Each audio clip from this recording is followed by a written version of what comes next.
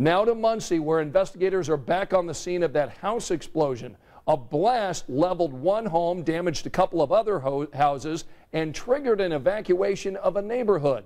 Eyewitness News reporter Matt McCutcheon has been talking with investigators. So, Matt, have they figured out what caused last night's explosion?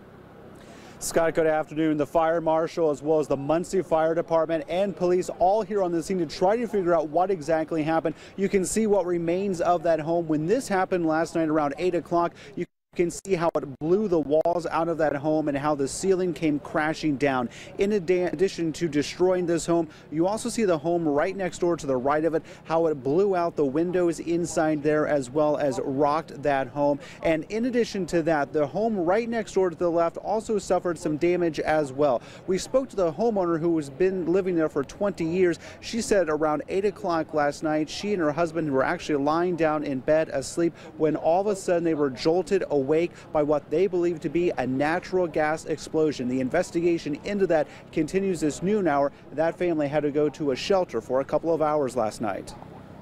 Jarred me real bad. Yeah. I thought my husband, it would be like if my husband took the kitchen table and just flipped it over with it full of dishes. I mean, it was such a loud noise, it's just hard to explain.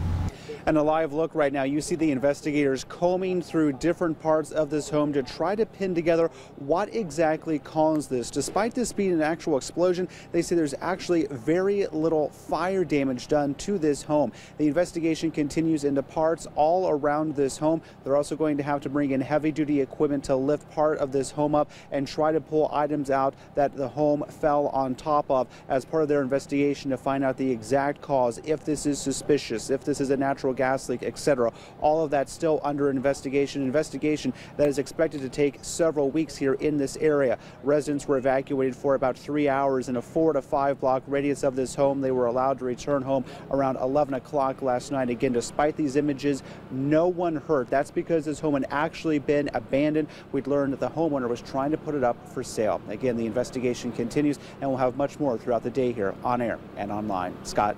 Well, that damage is certainly extensive. Matt McCutcheon in Muncie today. Thanks.